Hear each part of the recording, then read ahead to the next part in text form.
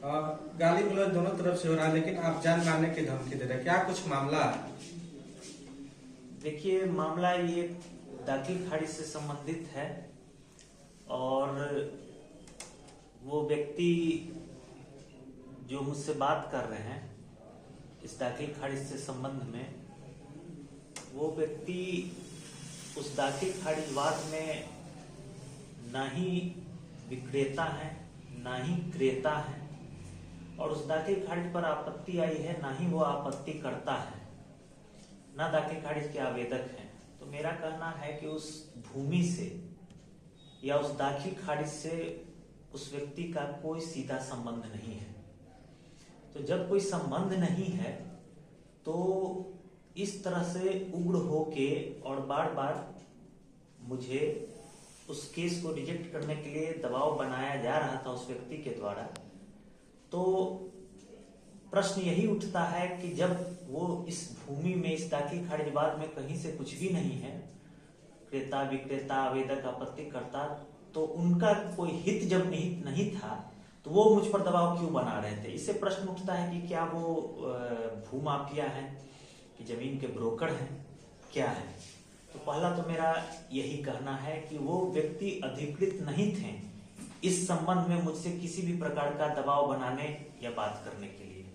सबसे पहली बात तो ये है। दूसरी बात जहां तक है कि उन्होंने कहा कि दाखिल खारिज में समय सीमा पार हो गया, तो आप समझिए कि विभाग द्वारा हमारे बोचहा प्रखंड में, अंचल में कुल 20 हल्का है और विभाग द्वारा 20 हल्का को 2 पदाधिकारियों में बांट दिया गया है, 10 सीओ और 10 आरओ राजस्व पदाधिकारी। तो जिस हल्का का वो दाखिल खारिज था वो मेरे सीओ नहीं बल्कि आरओ के हल्का का था, लोसरी पंचायत में भूसाही मौजा पर। तो जो है कि उस केस पर आपत्ति आया था तो उसकी सुनवाई भी आरओ ने ही की थी, मैंने कभी नहीं की थी। और आरओ उसके बाद विपाट ट्रेनिंग में चले गए 2 महीनों के लिए, अभी तक वो नहीं आए। तो इस केस की जानकारी मुझे नहीं थी कुछ भी और ना ही मेरे संज्ञान में था। अगर मैंने सुनवाई की होती, मेरे संज्ञान में होता, मेरे हल्का का होता, तब वो अगर थोड़ा उतावले होकर हमसे बात करते तो मैं इसे जायज मानता। तो मुझे इसकी जानकारी नहीं थी। और अगर आपने ऑडियो सुना होगा तो उसमें मैंने उनको बोला कि मैं शनिवारी जनता दरबार में थाना पर बैठा हुआ था। मैंने बोला भी कि आप पेपर लेकर आकर मुझसे मिल लीजिए, मैं थाने पर ही बैठा हूं। तो मैंने क्या गलत बोला? मेरा कहना है कि जो केस मेरे हल्का का नहीं है, उस पर आपत्ति आ चुका है, आपत्ति की सुनवाई भी मैंने नहीं की है, आरओ ने किया है, आरओ ट्रेनिंग में चले गए और मैं बिना सुने उनके दबाव में आकर अगर कर देता हूं और अगर गलत दाखिल खारिज हो जाता है तो उसके लिए जो मुझ पर कार्रवाई होगी तो उसके लिए कौन जिम्मेवार होगा। दूसरी बात है कि उसके लिए कौन जिम्मेवार होगा। तीसरी बात है कि वो कह रहे हैं कि आदमी कितनी बार आपसे मिलेगा। तो मैं तो इस केस को एक बार भी नहीं सुना था, मैं तो इस केस को एक बार भी नहीं सुना था। और अगर मैंने कह दिया कि कोई अधिकारी अगर ये टाल मटोल करता है कि आप 1 सप्ताह बाद मिलिए, 1 महीना बाद मिलिए, 10 दिन बाद मिलिए, मैंने ये नहीं कहा है। आप ऑडियो सुनिए, मैंने कहा है आप अभी आइए, ये भी नहीं कि 2 घंटा बाद आइए या 2 सप्ताह बाद आइए, 1 सप्ताह बाद आइए, आप अभी आइए कागजात लेकर। लेकिन वो उसके लिए तैयार नहीं थे, उनका दबाव बनाना उद्देश्य था। और ये इसलिए मैं बोल रहा हूं क्योंकि उससे इस घटना के 4-5 दिन पहले, 3-4 दिन पहले मेरे मोबाइल पर एक अननोन नंबर से व्हाट्सएप भी आया था और वो उसी व्यक्ति का था, बाद में मुझे पता चला। उसमें उन्होंने मुझे लिखा है कि आपने इस केस को अस्वीकृत क्यों नहीं किया, क्या आपके खिलाफ हाईकोर्ट में रिट करना पड़ेगा, मतलब एक प्रकार की धमकी। तो चूंकि नंबर अननोन था, केस भी मेरे लिए अननोन था, तो मैंने कोई रिस्पॉन्स देना उचित नहीं समझा, इग्नोर कर दिया। और बाद में जब ये घटना है उसके बाद मैंने व्हाट्सएप उस फोन नंबर को देखा, तब देखा कि उसी फोन नंबर से मुझे मैसेज आया था धमकी भरा कि आपने अस्वीकृत नहीं किया तो आपको अब हाईकोर्ट के केस का सामना करना पड़ेगा। उसको मैंने बाद में मैच किया जब कि उसी नंबर से वो व्हाट्सएप आया था, वो व्हाट्सएप है भी मेरे पास, उसी नंबर पर वो व्हाट्सएप आया था।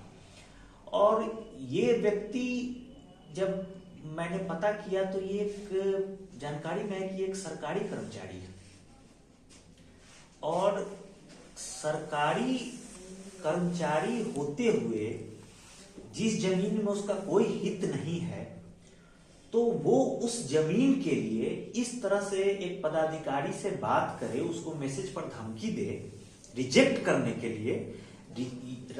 दाखिल खारिज का जो मामला है ये एक अर्ध न्यायिक प्रक्रिया है, इसका सीओ का भी एक न्यायालय होता है, राजस्व न्यायालय। तो न्यायिक प्रक्रिया में किसी को ये बोलना कि तुम अस्वीकृत करो, इसका मतलब ये है कि आप न्यायालय को आदेश दे रहे हो, अवैध तरीके से न्यायिक प्रक्रिया में हस्तक्षेप कर रहे हो, और वो भी बिना सुने जाने तुम दबाव बना रहे हो कि नहीं तो हाईकोर्ट में केस कर देंगे। उसके बाद जो है वो तो चैट मैंने बोला वो है ही मेरे पास, ये वो चैट है। उसके बाद मुझे ये भी जानकारी हुई है कि ये व्यक्ति सरकारी कर्मचारी होने के बाद जमीन के मतलब कहिए तो भू माफिया के रूप में कार्य करता है। उसके बाद ये भी जानकारी हुई है कि अहियापुर थाना क्षेत्र में 0 माइल और उसके आसपास ऑटो रिक्शा, टेम्पो वगैरह कुछ दुकानदारों वगैरह से ये अवैध वसूली भी करता है। मुझे ये भी जानकारी हुई है कि अवैध वसूली भी करता है, उनको अतिक्रमण के कारण हटा देने का डर देकर, तुम लोग रोड के किनारे हो हटवा देंगे, ये कर देंगे वो कर देंगे, उसमें अवैध वसूली भी करता है।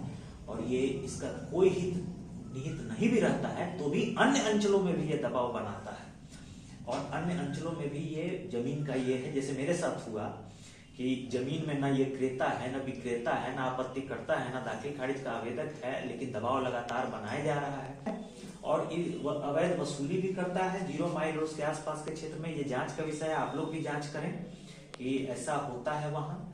और इससे इसने अकूत संपत्ति अर्जित की है, वो भी एक जांच का विषय है। और उसके बाद जो है ये ऑडियो वायरल की जो बात है, तो ये ऑडियो में देखिए उसने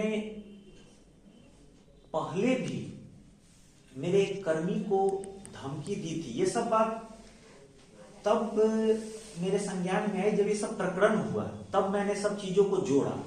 है सुमित कुमार उसका नाम है, तो उसको भी उसने इस केस को लेकर कुछ दिन पहले धमकी दिया था कि केस अभी तक रिजेक्ट क्यों नहीं हुआ, तुम और या तुम्हारे सीओ साहब दोनों को मैं देख लूंगा, मतलब जान से मारने की धमकी तक दे दी उस कर्मी को। और ये बात मुझे पता नहीं था क्योंकि मेरे हल्का का केस नहीं था, लेकिन जब सब बातों को मैंने जोड़ा उस प्रकरण के बाद, ऑडियो वायरल होने के बाद, तब पता चला कि ये तो मुझे ही नहीं मेरे कर्मी को भी धमकी दिया कि तुमको और सीओ दोनों को जान से मार दूंगा। उसके बाद जो ये ऑडियो वायरल किया है, ये ऑडियो विभिन्न चैनलों पर एडिट कर करके डाला जा रहा है। जैसे किसी चैनल पर मैं देख रहा हूं तो सिर्फ जो मैंने बोला वो बस सुनाई दे रहा है, ऐसा भी कुछ चैनल पे हो रहा है कि जो मैंने बोला सिर्फ वही सुनाई दे रहा है। उसने जो शुरुआत की वो कोई नहीं देख रहा है। उसने मुझे पहले गाली दी, उसने अभद्र तरीके से बात किया, उसने मुझे पहले धमकी दी और उसके बाद जो मेरी प्रतिक्रिया हुई उसको प्रमुखता से दिखाया जा रहा है। और ऐसा इसलिए हुआ क्योंकि मैंने ससमय अपना पक्ष नहीं रखा। ऐसा इसलिए हुआ कि मैंने ससमय अपना पक्ष नहीं रखा, इसलिए मैं मीडिया बंधु को कोई दोष नहीं देता हूं, क्योंकि जो शातिर व्यक्ति होता है, जो भू माफिया होता है, वो हर सब लोगों को मैनिपुलेट करना जानता है। अगर वो मीडिया में भी अगर अपना ऑडियो या कुछ देगा तो एडिट करके देगा वो सपोर्ट। और मैं उस घटना के बाद भूल चुका था, मैं अपने काम में लगा हुआ था कि मेरा जो पब्लिक का काम है करूं, अंचल का कार्य को करूं। मैंने ना रिकॉर्डिंग की थी ना मैं जनरली करता हूं ये सब काम, लेकिन जो शातिर है उसकी ये सब आदतन हरकत होती है। तो मैं समझा कि बात खत्म हो गया, गुस्से में उसने कुछ बोल दिया। चलो मेरे हल्का का केस नहीं था, फिर भी मैंने थाने पे बुलाया कि आके मिल लीजिए, अभी तुरंत मिल लीजिए। नहीं आया, गुस्से में बोल दिया, प्रतिक्रिया कुछ मैंने भी दे दी। चलो बात खत्म हो गया, मैं भी भूल गया, अपने अंचल के कार्यों में लग गया। लेकिन वो व्यक्ति एक तो गलती चोरी और फिर सीना जोरी पे उतर गया। ऑडियो को वायरल किया, वो भी एडिटेड ऑडियो को, जिसमें कि एडिटेड ऑडियो है कि पहले उसने मुझे गाली दी है, उसने मुझे धमकी दी है, और वो काट काट कर अलग अलग चैनलों को दे रहा है। कुछ चैनल को इतना दे रहा है, कुछ को और कम कर दे रहा है, किसी चैनल को और कम काट के दे रहा है, किसी में तो ऐसा है कि उसका है ही नहीं, सिर्फ हम जो बोल रहे सिर्फ वही दे रहा है। तो इस तरह से मैंने थाने पे FIR भी कल कर दिया है, बोछा थाने पे। और चूंकि जो है बिना किसी हित के सरकारी कार्य में, न्यायिक कार्य में हस्तक्षेप करना, उसके बाद सरकारी पदाधिकारी के साथ गाली गलौज करना, जान मारने की धमकी देना मेरे और मेरे कर्मी को भी, यहाँ के कर्मी को भी, उसके बाद सोशल मीडिया का दुरुपयोग करना, एडिट कर करके विभिन्न चैनलों को देना, उनको दिग्भ्रमित करना। तो सोशल मीडिया का ये दुरुपयोग हो रहा है, और इससे के कारण जो है एक विधि व्यवस्था की समस्या भी उत्पन्न हो सकती है। अगर मान लीजिए कि मैं उसके दबाव में इस दाखिल खारिज को बिना सुने, स्वीकृत या अस्वीकृत जो है, बिना उसके दबाव में कर दूं गलत, हो सकता है उस प्लॉट पर कल हिंसा हो जाए, तो विधि व्यवस्था की समस्या भी उत्पन्न हो सकती है। तो इस तरह के जो कृत्य उन्होंने किया उसके खिलाफ मैंने बोछा थाना में FIR किया है, और FIR की जो रजिस्टर्ड हुआ है वो आपको बोछा थाना से आप लोग प्राप्त भी कर सकते हैं। तो कुल मिला जुला कर मेरा यही कहना है कि जिस व्यक्ति को उस जमीन से कोई लेना देना नहीं, उसने मामले को एक ऐसा बना दिया और इस तरीके से बोला 75 दिन से ज्यादा क्यों हुआ। तो ऐसी भी तो दाखिल खारिज है जो हमने 35 दिन में भी किया है। अगर 75 दिन से ज्यादा हो तो इसके पीछे की वजह भी तो जानो। इस दाखिल खारिज पर पहली बात तो किसी ने आपत्ति दिया, दूसरी बात कि मैंने नहीं, RO ने सुनवाई की थी, RO सुनवाई करके चले गए ट्रेनिंग में, मेरे हल्का का है नहीं। उसके बाद जब इस आदमी ने मुझे ये किया तो मैंने पेपर लेकर बुलाया, पेपर लेकर नहीं आया। अब बिना पेपर लाए कहता है, आदेश देता है कि रिजेक्ट कर दो तो एक्सेप्ट कर दो, तो ये देरी है। वो ये नहीं बोल रहा है कि अंचल में ऐसे भी तो दाखिल खारिज है जो 1 महीने में भी हो रहे हैं, 35 दिन में भी हो रहे हैं। इसमें 75 दिन अगर हुआ तो उसके पीछे कुछ वजह है। और फिर भी मैंने तत्परता दिखाते हुए, इतना के बाद भी जबकि वो मेरे खिलाफ इस तरह का दुष्प्रचार कर रहा है, फिर भी मैं अपने काम में लगा हुआ हूं। मैंने बोला उससे कोई मतलब नहीं है, मुझे अपने अंचल का और जनता का काम करना है। मैंने नोटिस किया है, और नोटिस करके कल की तारीख को, कल 13 तारीख को शाम में 4 बजे दोनों पक्षों को नोटिस करके बुलाया है पेपर लेकर। क्योंकि इस व्यक्ति का तो कुछ लेना देना है नहीं, जिनका है, जो क्रेता जिन्होंने जमीन लिया है और आवेदन दिया है दाखिल खारिज के लिए, और जिन्होंने आपत्ति किया है दाखिल खारिज पर, मैंने दोनों को इस कारण ये चलते हुए भी मुझे इससे कोई मतलब नहीं। मैंने अपनी जो कार्यालय का जो मेरा काम है करते हुए मैंने उनको नोटिस निर्गत कर दिया है। कल उसकी सुनवाई है शाम में 4 बजे, सुनवाई करूंगा। सुनवाई में अगर मुझे जो ज्ञात होगा, जो तथ्य मिलेंगे कि स्वीकृत करना है या अस्वीकृत करना है, वो मैं उसके बाद निर्णय लूंगा। इसे ये वीडियो ऑडियो वायरल होने से मैं, मेरे अंचल के कार्य में कोई किसी प्रकार की बाधा नहीं आएगी। जो मैं काम करता था वो करता ही रहूंगा हमेशा, और इससे न किसी जनता को कोई परेशानी होने दूंगा, और न मैं खुद इससे किसी भी तरह से प्रभावित ज्यादा होने जा रहा हूँ। उक्त व्यक्ति की पहचान वगैरह कुछ हुई है सर? हाँ, उक्त व्यक्ति के बारे में 1-2 और बातें आपको बता दूं जो बड़ी रोचक है, रोचक ही कहूंगा मैं, कि पता चला कि PWD में सरकारी कर्मचारी हैं, हम लोग भी सरकारी कर्मी हैं। क्या हम फेसबुक या सोशल मीडिया पे ये डाल सकते हैं कि मैं फलाने विधानसभा से इस बार का, इस फलाने पार्टी से भावी लगनशील युवा उम्मीदवार हूं? क्या मैं डाल सकता हूं एक सरकारी कर्मी के नाते? लेकिन मेरे पास वो भी है, वो भी मैं आपको ये बाइट के बाद दिखाऊंगा कि वो व्यक्ति सोशल मीडिया पर एक सरकारी कर्मी होते हुए डालता है, युवा कर्मठ लगनशील भावी उम्मीदवार परिहार विधानसभा सरकारी कर्मचारी हूँ। तो आप लोग को ये सवाल करना चाहिए कि सरकारी कर्मचारी ऐसा ये कैसे डाल सकता है? सरकारी कर्मचारी हम लोग तो नहीं डाल सकते हैं कि हम यहाँ के अगले विधानसभा के भावी उम्मीदवार हैं। आप इसी से चाल चरित्र का पता कीजिए। वायरल ऑडियो में आपके द्वारा जो जान मारने की धमकी, उस पर क्या कहिएगा? मतलब एडिट करके डाला हुआ है क्या? देखिए, जी नहीं, ये जो है उसने पहले मुझे गाली दिया, पहले जान से मारने की धमकी दी और वो सब एडिट कर दिया। उस जो भी मैंने बोला उसकी गुस्से में प्रतिक्रिया में बोला है। प्रतिक्रिया? हाँ, प्रतिक्रिया में बोला है। मतलब आप मानते हैं कि हम भी बोल दिए हैं? हाँ, अवश्य मैंने भी बोला है। अगर कोई ये सीमा से ज्यादा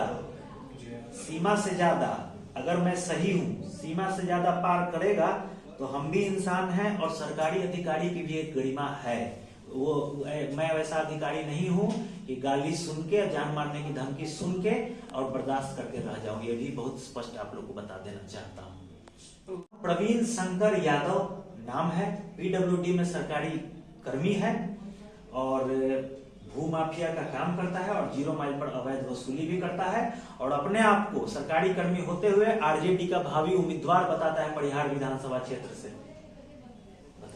थाने के पास ही मैं गाड़ी में था, बस पहुंचा ही था जनता दरबार के लिए, इसलिए मैंने बोला कि आप बुचहार थाने पे आ जाइए और जो है पेपर लेकर आइए, मैं अभी सुन लेता हूँ। ये भी नहीं कि 1 सप्ताह बोला है, 10 दिन बोला, अभी का अभी आप आ जाइए, मैं आपके ये का समस्या का शिकायत का निष्पादन करूंगा।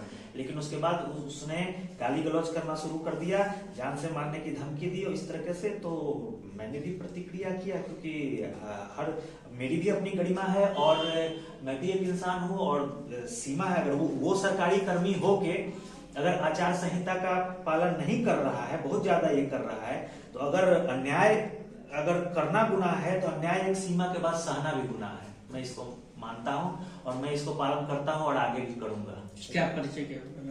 मैं विश्वजीत सिंह, अंचल अधिकारी बोचहार।